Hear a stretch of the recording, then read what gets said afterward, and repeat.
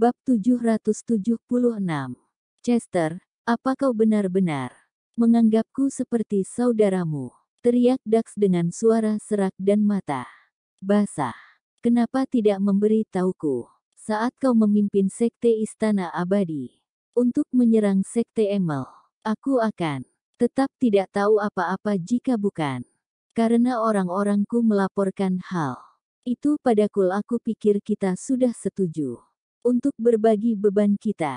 Dax baru saja mengetahui berita bahwa Chester bertempur melawan Sekte Emei. Chester lalu terluka parah sebelum dibawa ke rumah sakit. Dax merasa kaget dan marah pada saat yang bersamaan. Dan oleh karena itu, dia langsung bergegas secepat yang dia bisa. Dia tidak bisa lagi menahan rasa frustrasinya begitu memasuki ruang kamar pasien dan melihat tubuh Chester yang terluka ditutupi seperti pangsit. Saat Dax berteriak, mata Chester berkaca-kaca. Dax, kau dan Daryl adalah saudara sumpah seumur hidupku. Kita bertiga sebelumnya telah berperang bersama melawan pasukan dunia baru yang menyebabkan kondisi Sekte Gunung Bungamu menurun. Bagaimana aku bisa menyeretmu ke dalam dendam antara Sekte Emei dan aku? Selain itu, saudaramu masih dalam pemulihan. Apa yang akan mereka lakukan jika kau terluka? Lalu, siapa yang akan merawat mereka? Dax menyeka air matanya, tapi tetap saja ia menegur Chester, jangan cari alasan. Dendam atas kematian istrimu tidak hanya akan menjadi milikmu seorang. Daryl dan aku juga ada di sana. Daryl dan aku juga bersalah karena kami tidak dapat melindungi Adina. Dax kemudian tampak tidak senang, ngomong-ngomong, kau salah dalam masalah ini. Oke, ini adalah kesalahanku. Chester tidak tahu, apakah dia harus tertawa atau menangis. Dia kini hanya tertawa dan menganeguk. Dax pun tersenyum, dan kemudian dengan ringan meninju bahu Chester. Sebelum secara ajaib mengeluarkan 2 botol anggur putih. Ini dia, Chester, minumlah. Haha, dasar pelacur nakal. Kau ingin bersaing denganku dalam hal minum. Tapi aku lemah dalam hal ini, kata Chester sambil berdiri dengan goyah. Yal aku bukanlah adik lakimu jika tidak membuatmu minum sampai kau roboh. Wow, kau benar-benar sombong. Ayo, minum. Dax mengambil 2 kursi kecil sebelum mengeluarkan sekaleng kacang dan beberapa makanan ringan dari sakunya. Chester lalu membuka botol wine dan hendak meminumnya ketika Sally dengan cepat mendekati mereka dan mengambil botol wine dari Chester. Apakah kau sudah gila? Kau tidak bisa meminum ini, kata Sally marah.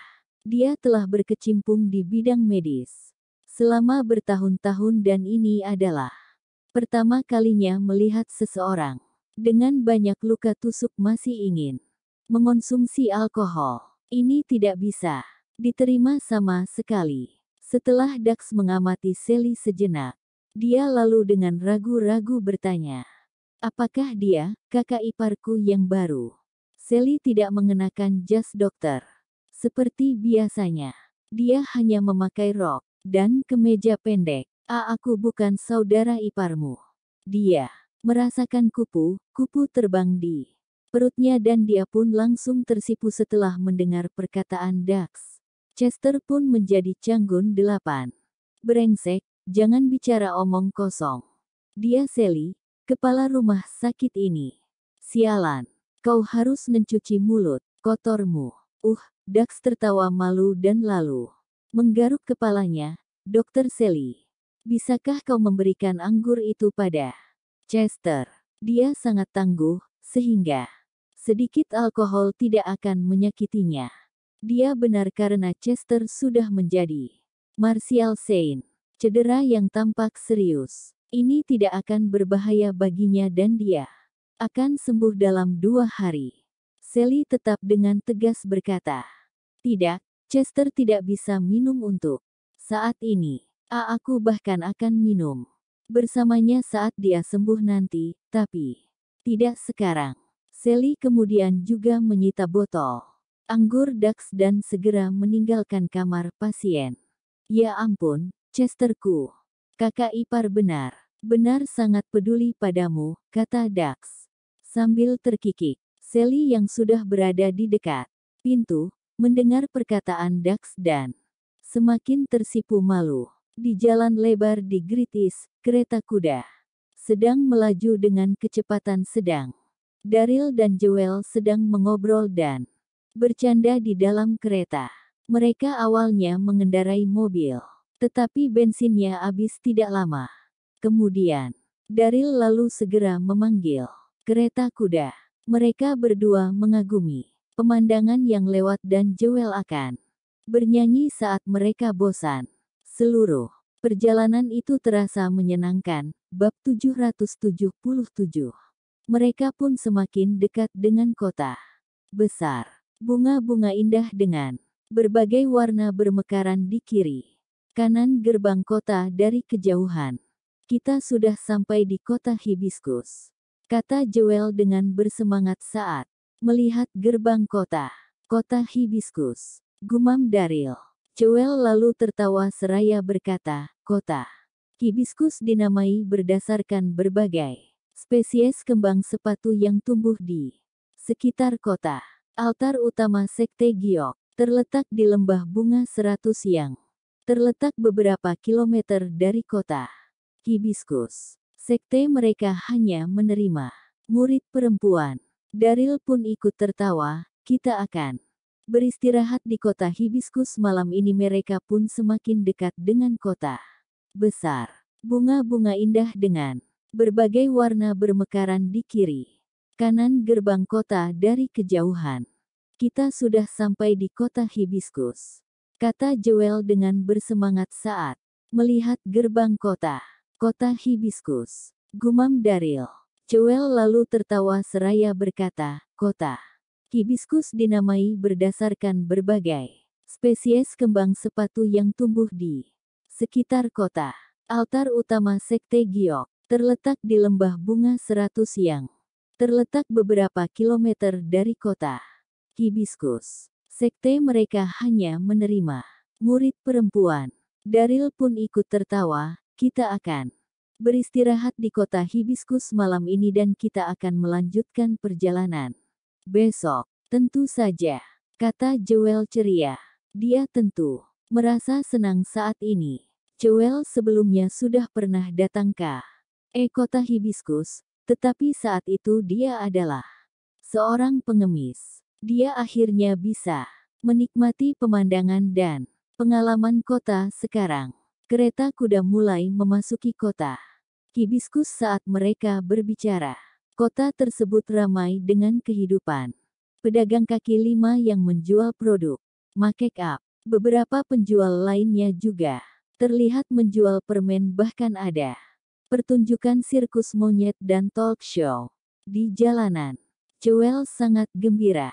Dia pun menyeret Daryl di sepanjang jalan sambil memegang permen di satu tangan dan permen kapas di tangan lainnya. Di ujung lain dunia baru, hanya ada jalan pegunungan menuju istana dan dua sosok terlihat berjalan dalam diam.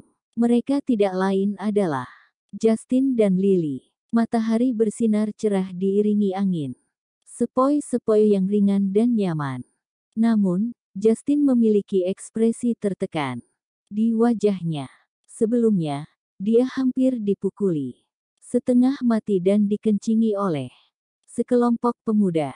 Syukurlah dia bisa mendapatkan uangnya kembali, menemukan sebuah hotel, dan memesan kamar yang lebih baik untuk Lily malam itu, sebelum memesan kamar yang lebih kecil untuk dirinya sendiri. Mereka pun melanjutkan perjalanan.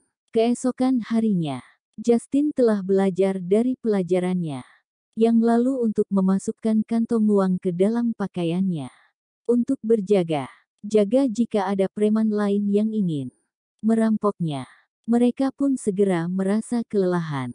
Setelah berjalan di jalan pegunungan untuk beberapa saat, mereka kemudian melihat sebuah penginapan di kaki bukit. Dari jauh, itu adalah penginapan kecil dengan tanda pintu. Sebuah tenda didirikan di depannya dengan beberapa meja dan kursi di dalamnya. Lily, ayo kita ke sana dan istirahat. Kita bisa minum teh dulu sebelum melanjutkan, kata Justin sambil tersenyum pada Lily. Mereka merasa kelelahan dan haus. Setelah perjalanan yang melelahkan itu, mereka merasa lebih baik ketika membayangkan secangkir teh panas di hadapan. Tentu saja, Lily pun mengangguk karena juga lelah berjalan. Hati Justin terasa perih melihat Lily. Lily, kita masih jauh dari penginapan. Kenapa aku tidak menggendongmu? Menuju penginapan dia pun kemudian berjongkok di depan Lily. Tidak, itu tidak pantas. Jawab Lily. Bab 778. Lily, tidak ada yang tidak pantas kalau kau tidak bisa berjalan, kata Justin. Bersemangat, ini tidak apa-apa. Aku akan berjalan sendiri, kata Lily sambil tersenyum ringan sebelum perlahan berjalan ke depan. Dia hanya akan menerima satu perlah sepanjang hidupnya dan itu adalah Daryl.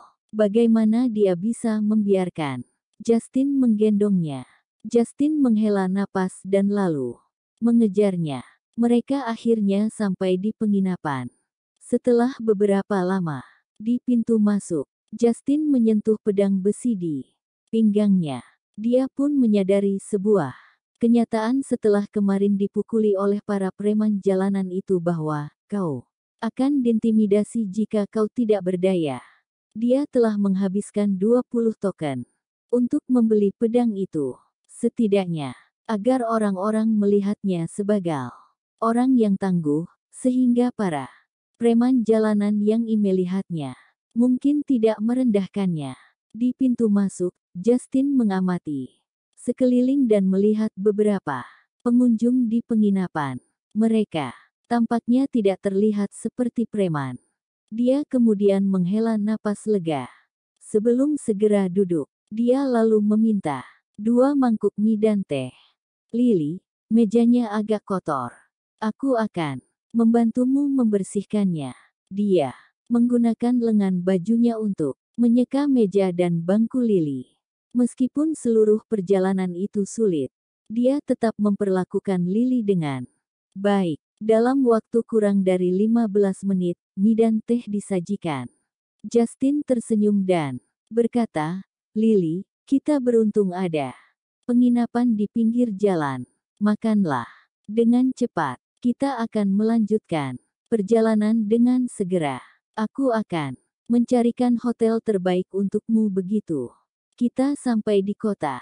Lily sebenarnya tidak merasa keberatan menanggung kesulitan selama bisa menemukan Daryl lebih cepat. Bos, kemarilah.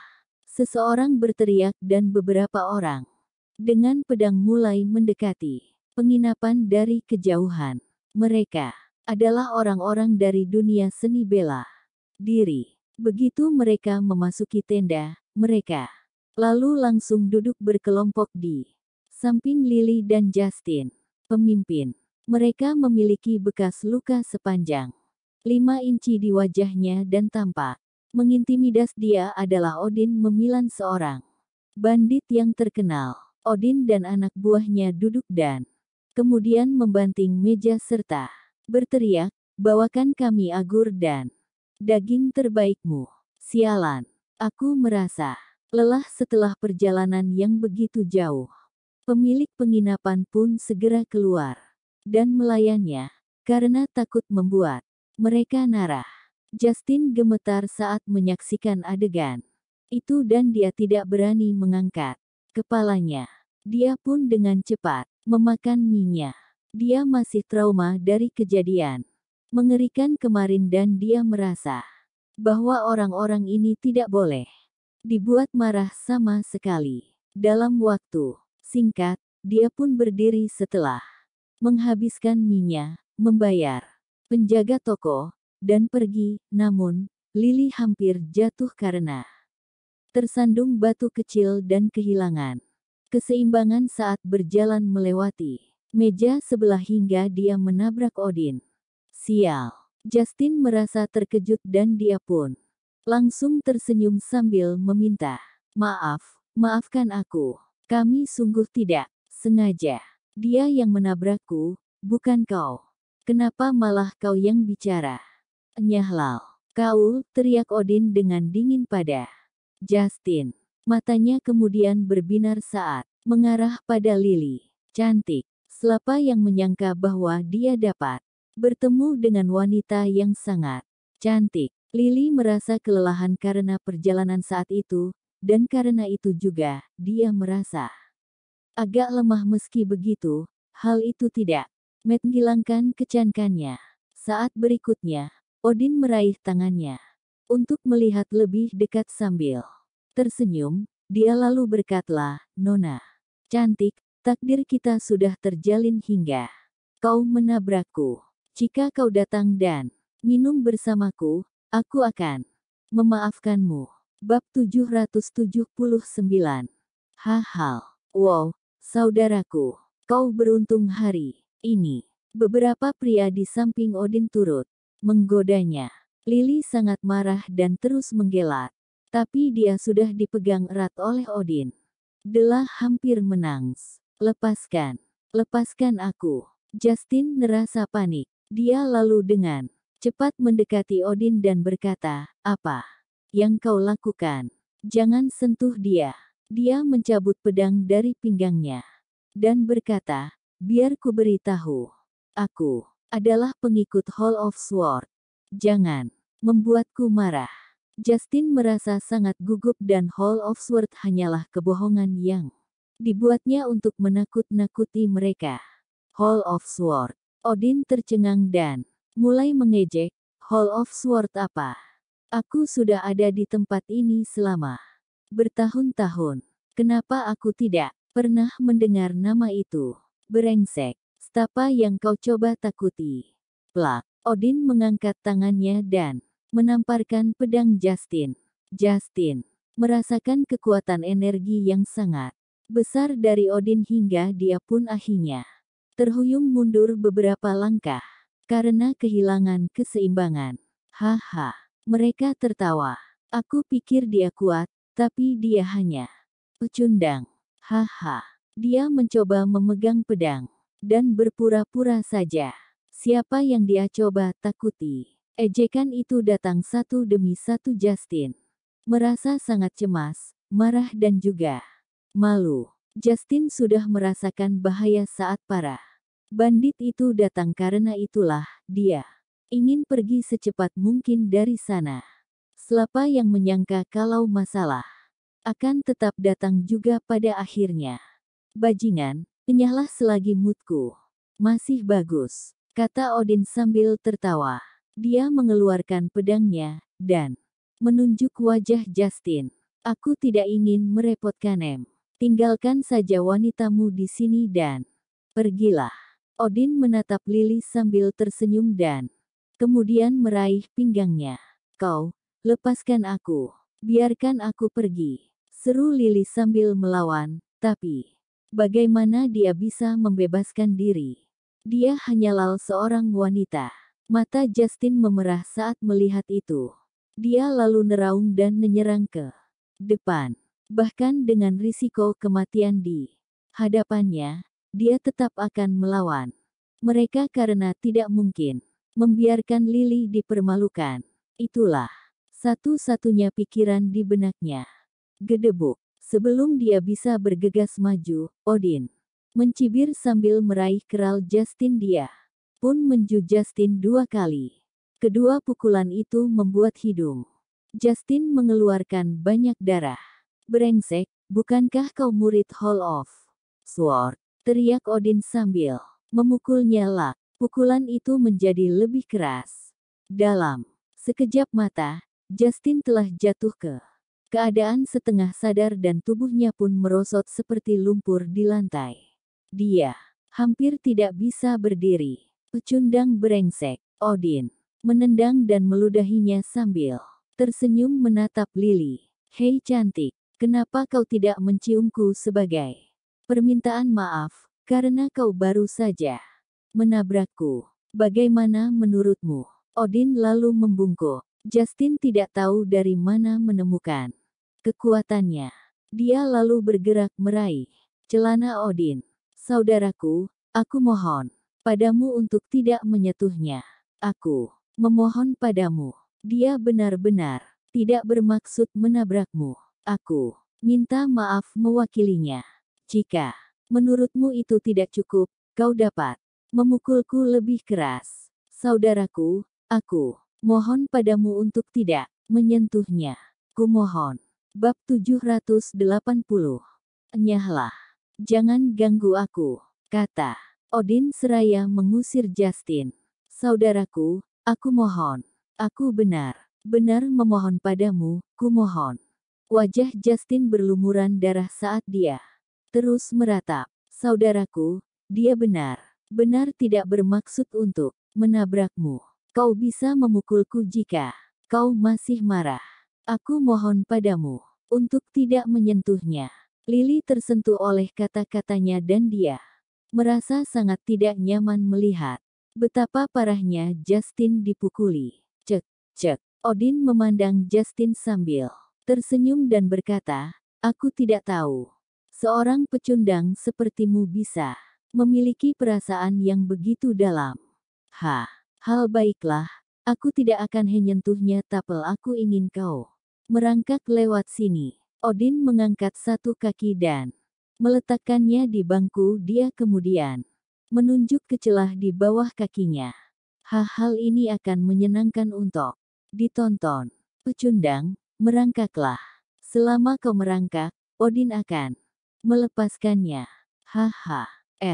Para pria mencemul sementara pelanggan penginapan yang tersisa melihat ke arah mereka dengan penuh minat. Wajah Justin menegang dan berkata, saudaraku, aku mohon padamu untuk berhenti mempersulit kami. Brengsek kau. Odin menendangnya lagi. Aku memberimu kesempatan. Karena kau memiliki perasaan yang begitu dalam. Aku akan bertanya untuk terakhir kalinya, apakah kau akan merangkak atau tidak? Odin lalu meraih pergelangan tangan Lali dan hendak menciumnya. Saudaraku, aku akan merangkak. Aku akan merangkak. Justin tersedak saat dia berteriak karena panik. Dia sendiri sebenarnya hampir menangis. Dia lantas berlutut dan merangkak dengan gigi terkatup. Odin, dia benar-benar merangkak.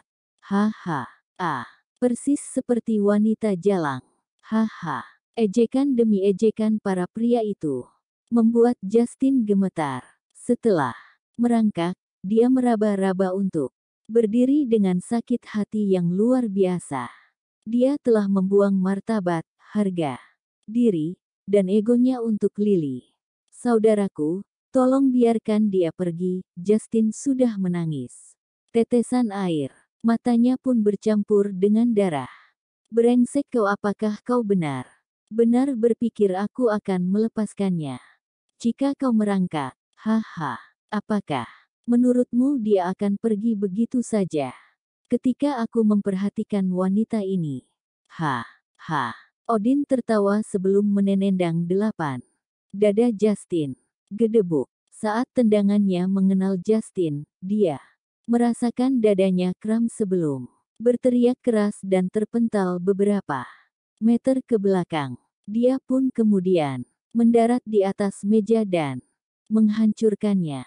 Hanya ada satu orang di meja itu. Dia berusia 30-an dan mengenakan jas hitam. Dahinya memiliki tanda bulan sabit. Pria berjubah hitam itu mengerutkan kening saat pel ringnya tumpah dia. Kemudian berkata dengan dingin, aku bahkan tidak bisa makan dengan tenang. Semua orang harus pergi. Dia perlahan berdiri dengan mata seperti listrik sambil memelototi Odin dan anak buahnya. Bas. Dia sontak memancarkan aura yang kuat. Semua orang di penginapan merasa tenggorokan mereka tercekat. Aura pria berjubah hitam itu begitu kuat dan membuat orang-orang di sekitarnya hampir tidak bisa bernapas juga. Matanya pun sungguh sangat mengintimidasi. Odin tiba-tiba bertatapan dengannya dan tidak bisa menahan napas. Terlalu kuat. Aura pria ini terlalu kuat. Salah satu anak buah Odin kemudian melihat tanda bulan sabit di dahi pria berjubah hitam itu dan berseru, "Kau, Matteo Hanson, wakil kepala Sekte Pijar." Sekte Pijar adalah salah satu sekte terkuat di dunia baru. Murid dari Sekte Pijar tersebar luas dan kuat. Matteo Hanson di depan mereka tidak lain adalah wakil kepala Sekte Pijar.